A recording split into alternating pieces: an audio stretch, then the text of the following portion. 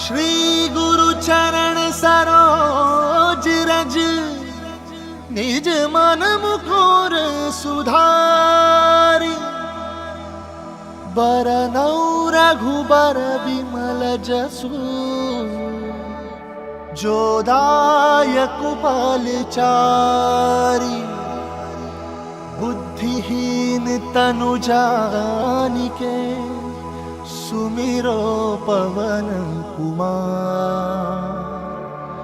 बल बुद्धि विद्या देहु मोहि, हरहु कलेस विकार। हनुमान ज्ञान गुण सागर जय कपीस तिहु लोक उजागर। जय हनुमान ज्ञान गुण सागर जय कपीस तिहु लोक उजागर। राम दूत अतुलित बल धामा, अंजनी पुत्र पवन सुत नामा। महावीर विक्रम बजरंगी, कुमति निवार सुमति के संगी। जय हनुमान ज्ञान गुण सागर जय कपीस तिहु लोक उजागर। जय हनुमान ज्ञान गुण सागर जय कपीस तिहु लोक उजागर। कंचन भरन विराज सुबेसा, कानन कुंडल कुंचित केसा। हाथ वज्र और ध्वजा विराजय, कांधे मूंज जनेऊ साजय। जय हनुमान ज्ञान गुण सागर जय कपीस तिहु लोक उजागर। जय हनुमान ज्ञान गुण सागर जय कपीस तिहु लोक उजागर।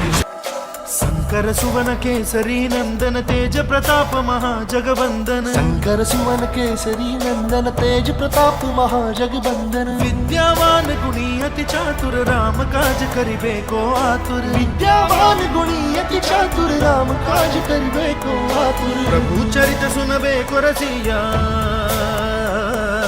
प्रभु चरित सुनबे को रसिया। राम लखन सीता वन बसिया।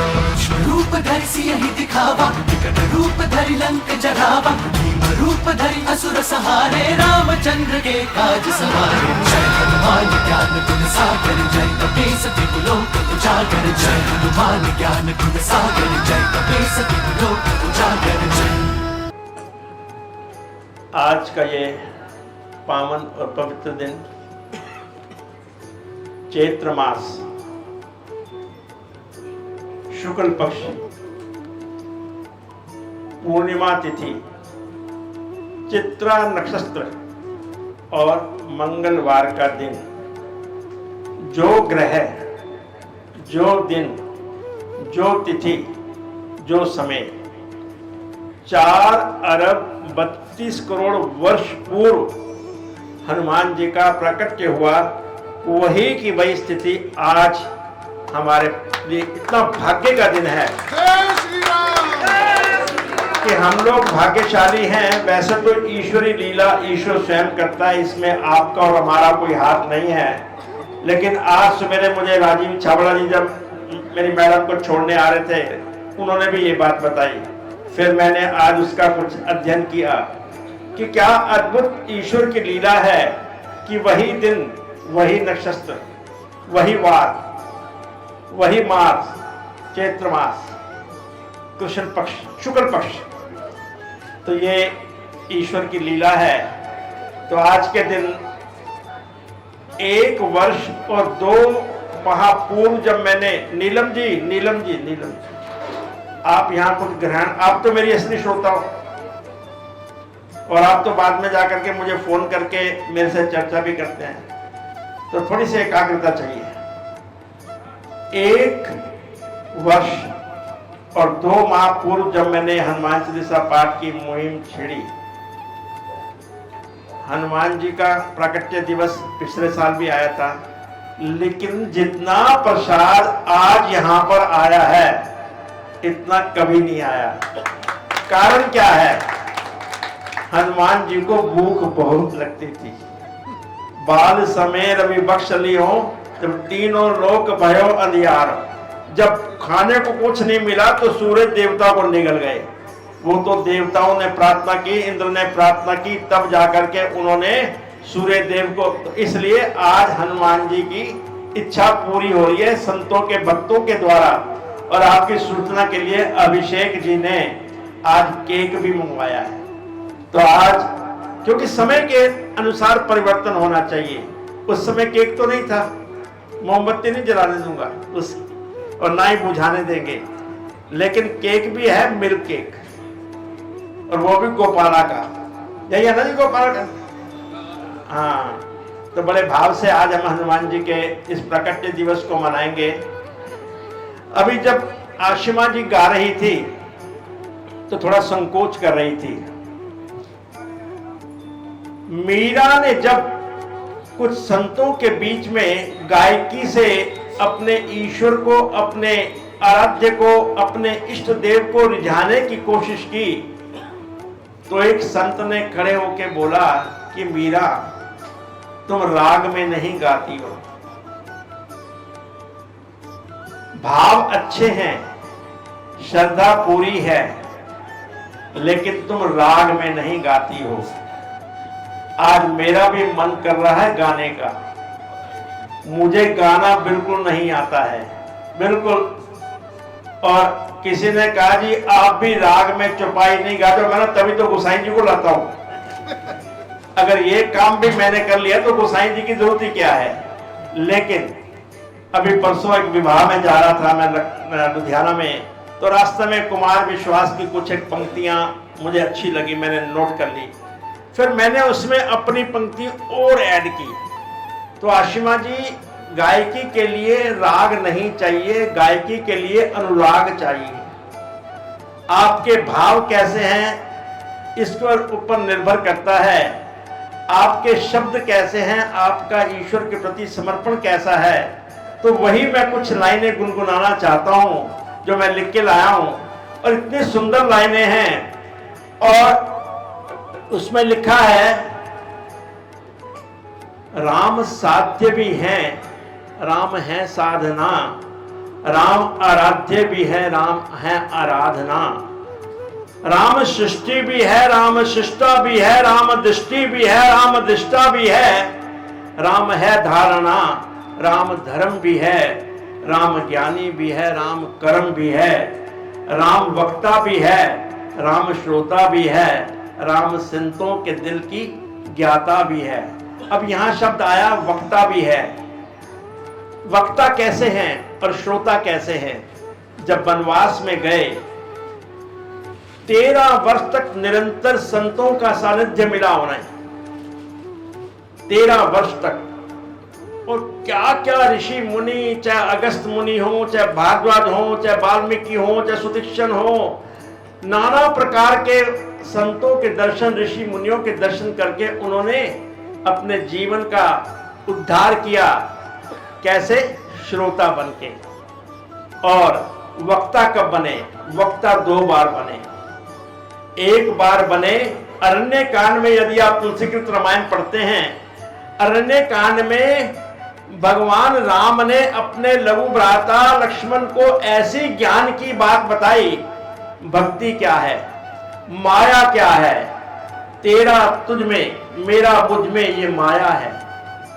भक्ति रस का सार लक्ष्मण को बताया, और वही जाकर के 9 प्रकार की भक्ति अरण्य कांड में जब भिन्नी से मुलाकात की, नवदा भक्ति, 9 प्रकार की भक्ति का रसोपान उन्होंने भिन्नी को कराया।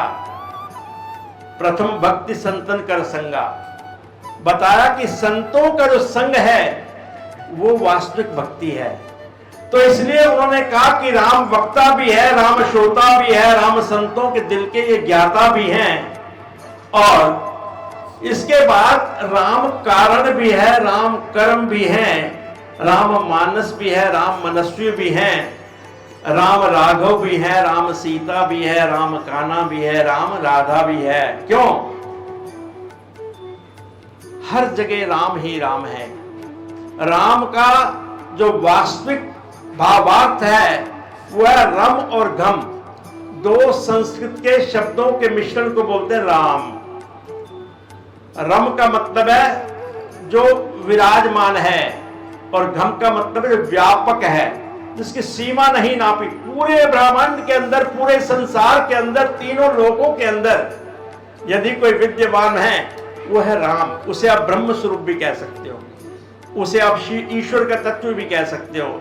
इसलिए उन्होंने कहा कि राम राघव भी है, राम सीता भी है, राम कान्हा भी है, राम राधा भी है, राम कोमल भी है, राम दयालु भी है, राम बिन कारण हम पर कृपालु भी है। अगर आपने तुलसीकृत रामायण पढ़ी है तो उसमें बड़ी सुंदर चौपाई आती है, कोमल चित अति दीन दयाला, कारण बिन रघुनाथ कृपाला। बिना कारण के यदि कोई देव तुल्य ईश्वर आराध्य आपके ऊपर प्रसन्न हो सकता है तो वो राम ही है। कोमल चित अति दीन दीनों के दयाल, दीना बंधु दीनानाथ, दीनों के दयाल, करुणायतन, सुंदर सुखद सुजान, सभी के सुखों को देने वाले, कोमल चित अति दीन दयाला, कारण बिन रघुनाथ कृपाला। आगे बोला, राम महलों में है, राम जंगलों में है। राम महलों में है, राम जंगलों में है। राम सृष्टि के हर कण में मौजूद है। क्यों? सिया राम मैं सब जग जानी, करहु प्रणाम जोर जुग पानी। भगवान शिव मां पार्वती को कह रहे हैं, सिया राम मैं सब जग जान, सारे संसार को, सारे विश्व को, सारे ब्रह्मांड को सिया राम मैं जानो। सिया राम मैं सब जग जानी, करहु प्रणाम जोर जुग पानी। दोनों हाथ जोड़ करके भगवान शिव मां पार्वती को बता रहे हैं कि सारा का सारा संसार राम में है, सिया राम में है। इसलिए उन्होंने कहा कि राम महलों में है, राम जंगलों में है, राम सृष्टि के हर कण के मौजूद है। राम है शोक में, राम है मंगल में। जब दुख होता है तब भी राम, और जब मंगल में है, राम है शोक में, राम मंगल में है, राम गृहस्थी में भी, राम योगी भी है, राम आरंभ भी, राम है अंत भी, राम मुनि भी है, राम है संत भी। अब यहां लिखा राम प्रारंभ में भी और अंत में भी, इसका क्या अभिप्राय है? प्राय बहुत सारे परिवारों के अंदर एक रिवाज है, जब बच्चा पैदा होता है घर में, बुआ उस बच्चे के कान में राम राम बोलती है। कई परिवारों में रीति रिवाज है। और जब बाकी तो सभी परिवारों में अंत में जब सांस निकल जाती है, जब प्राण चले जाते हैं, अंदर इस पंच तत्व के शरीर के अंदर जो शुद्ध आत्म स्वरूप ईश्वर है, वो जब चला जाता है, जब उस पंच तत्व के शरीर को जलाने के लिए शमशान घाट ले जाते हैं, तो क्या कहते हैं? राम नाम सत्य है। तो राम प्रारंभ भी है, राम अंत भी है। ये लीला है ईश्वर की। और आगे बोला है, राम रामायण राम शास्त्रों में है, राम वेदों के सार में गीता ही है, राम साधु भी है, राम है साधना, राम पुरुषार्थी, राम निस्वार्थी, राम ब्रह्मा भी है, राम शिव जी भी है, राम विष्णु का रूपक खुद ही में ही है, राम गंगा में है, राम यमुना में है, राम सरयू की धारा में समाया हुआ, राम मानव में है, राम दानव में है, राम चींटी में भी, राम हाथी में समाया हुआ। तो ईश्वर तत्व जो है, ब्रह्म तत्व जिसकी हम बात करते हैं, वो सब जगह राम का मतलब ये रमण, जो हर जगह रमा हुआ है, जो हर जीव के अंदर है, हर स्थान पे है। जहां आप नहीं देख सकते वहां भी राम है, और जहां आप देख सकते हैं वहां भी राम है। राम रमयति, जो हम सबके अंदर विद्यमान है, शोभायमान है, वो राम है। एक दशरथ का राम है, एक सीता का राम है, लक्ष्मण का भी राम है, कैकेयी का राम है, सुमित्रा कौशल्या का भी राम है, सुमंत का भी राम है, मेरे प्यारे हनुमान का भी। हनुमान जी बड़े अद्भुत संबंध था। हनुमान जी अपने आप को दास कहते थे। जल्दी तो नहीं भोजन कीजिए, क्योंकि आपके खड़े होने से मुझे खतरे की घंटी लग रही है, क्योंकि आपने आधा घंटा लेट के तो मैं भी आधा घंटा लूंगा। बड़ा अद्भुत संबंध है हनुमान जी का प्रभु राम से। जब किशिकंधा कांड के अंदर आप देखते हैं कि भगवान राम और लक्ष्मण जा रहे हैं, सामने से विप्र रूप, ब्राह्मण का रूप करके हनुमान जी आते हैं और कहते हैं, को तुम श्यामल गौर शरीरा, क्षत्रिय रूप फिरई बनवीरा।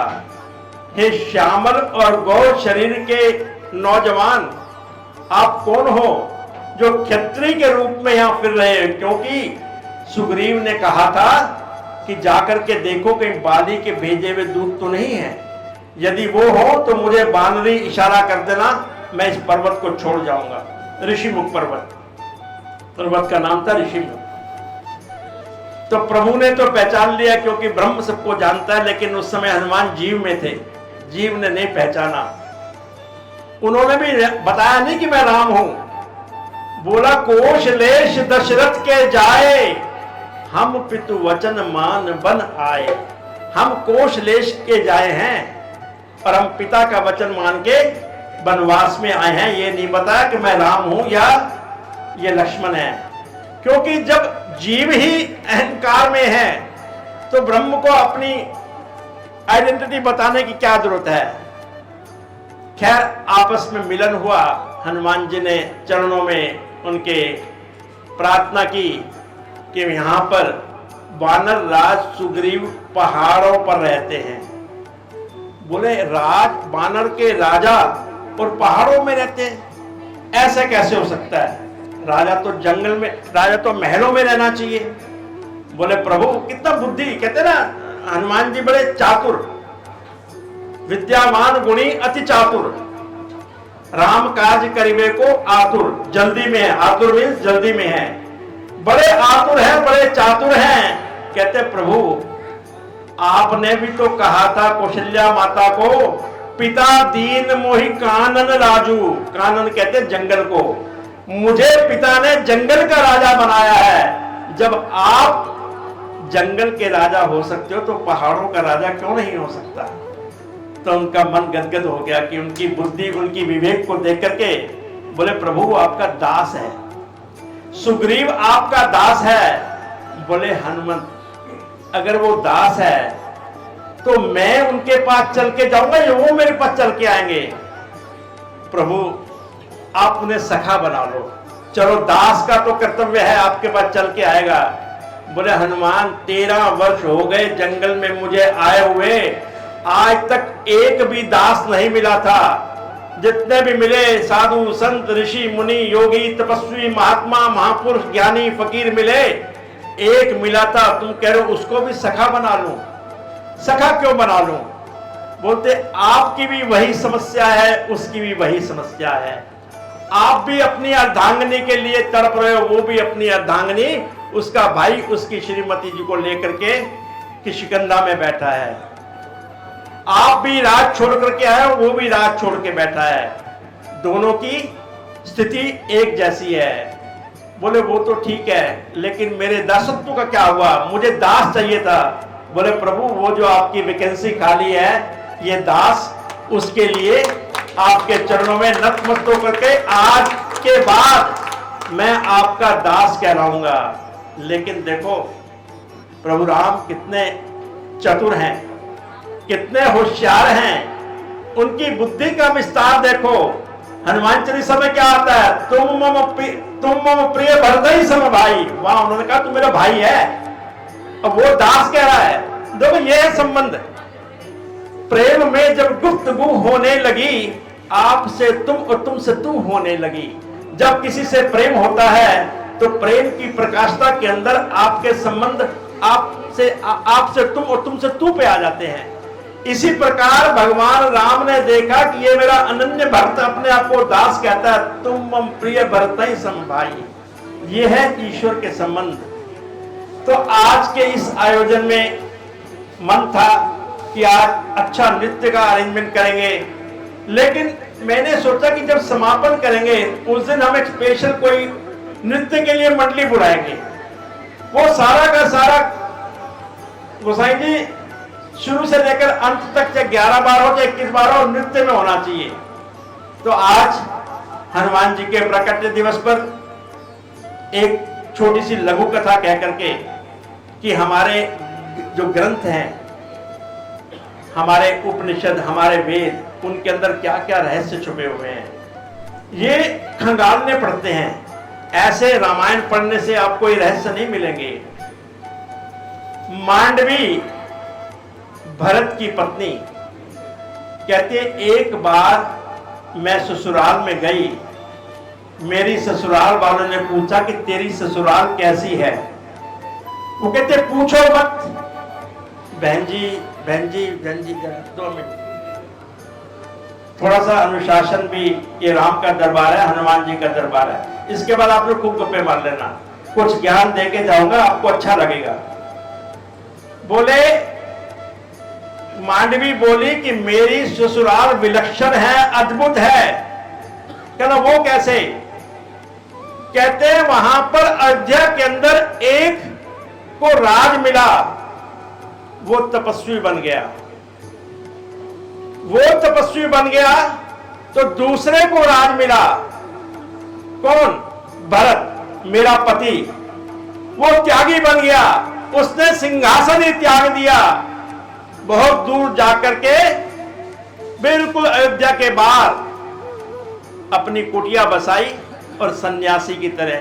कहते हैं एक तपस्वी बन गया राम, एक त्यागी बन गया भरत, एक ऐसा संत बन गया कि मेरे लिए मेरे आराध्य मात्र राम और लक्ष्मण हैं। पत्नी को अयोध्या में छोड़ करके ईश्वर के चरणों में सेवा को स्वीकार कर लिया। और चौथा भाई निकला शत्रुघ्न, वो बड़भागी बन गया। उसने सबका उत्तरदायित्व गृहस्थी के नाते राजकाज को भी संभाला और भरत की तरह ईश्वर की प्रार्थना, एक कहते ना सफेद चोले के अंदर संत, सफेद चोले के अंदर संत बनके शत्रुघ्न ने वहां का राजकाज संभाला। ये अयोध्या लोग ऐसे नहीं है जो पागलों की तरह जा रहे हैं, उस धरती में कुछ है। ईश्वर ने मुझे, चांस की बात है, जनवरी में बुला लिया, फरवरी में बुला लिया, मार्च में बुला लिया, तो ये ईश्वर कृपा है। उस धरती में, उस धरा में कुछ है। तो हमें अपनी संस्कृति, हमारे इतिहास के पन्ने, हमारे ग्रंथों के अंदर जो रहस्य हैं, उनका हमें अध्ययन करना चाहिए, उनका हमें स्वाध्याय करना चाहिए। उनमें जो रस मिलेगा उसी में ही आनंद है। हनुमान चालीसा का पाठ किया निस्संदेह, उसका अलग लाभ है, लेकिन जब किसी ग्रंथ के सार को आप अपने साथ लेके जाते हो, मन में रात को भी गदगद होता है, आपके मन में बहुत से प्रश्न भी उठते हैं और मन गदगद होता है, मन खुश होता है। मेरे प्यारे राम भी खुश होते हैं, क्योंकि राम जो है वो तो मात्र देना जानते हैं। क्योंकि उन्होंने कहा ना, कोमल चित अति दीन दयाला, मंगल भवन अमंगल हारी। अमंगल का खत्म करने के लिए राम का सहारा लेना चाहिए और मंगल को प्राप्त करने के लिए राम की शरण में आना चाहिए। किसी अभी हाल ही में है तो वैसे राजनीति की बात, कोई बुरा ना माने अगर कोई कांग्रेसी विचार का बैठा हो, तो किसी ने पूछा कि वे भाजपा वाले वॉशिंग मशीन रखते हैं, जब कोई कांग्रेसी जाकर के ज्वाइन करता है उसके सब पाप धुल जाते हैं। तो मेरे पास ये प्रश्न अभी तक एक व्यक्ति ने किया, अभी तक किसी ने परिपक्व जवाब नहीं दिया। मैंने कहा सुनो भैया, विभीषण कौन था? राक्षस था। वो भगवान राम की शरण में आया। क्यों आया? क्योंकि सुग्रीव ने कहा कि ये राक्षस है, हमारे दुश्मन का भाई है, ये भेद लेने के लिए आया है। तो भगवान राम ने बड़ी सुंदर लाइनें बोली हैं, निर्मल मन जन सो मोहि पावा, मोह कपट छल छिद्र न भावा। जो राम के पास जाएगा तभी जा पाएगा यदि उसका मन निर्मल हुआ। तो मैंने बोला भाई, हमारी जो भाजपा पार्टी है यह भी वॉशिंग मशीन यही काम करती है, अगर उसके मन में छल कपट होगा आएगा ही नहीं। तो जो आ गया शरण में तो वो धुल गया। तो कहने का मतलब यह कि हमें ईश्वर की शरण में जाना चाहिए। ऐसे आयोजन में हमारे अभिषेक जी कह रहे थे, सीकर जी मैंने 150 आदमी का अरेंजमेंट किया, चिंता मत करो, समापन तक 150 हो जाएंगे। वही हुआ, भोजन पूरा हो जाएगा, बंदे पूरे। तो इसलिए आज के इस आयोजन के लिए अभिषेक जी को, हमारे उनके भाई विशाल जी और नरेश जी के छोटे भाई, ये सहपत्नी का आए हुए हैं। नरेश जी की पत्नी घर पे अभी पैक करके ले जाएंगे उनके लिए प्रसाद। तो इन सारों को आज के इस आयोजन के लिए साधुवाद।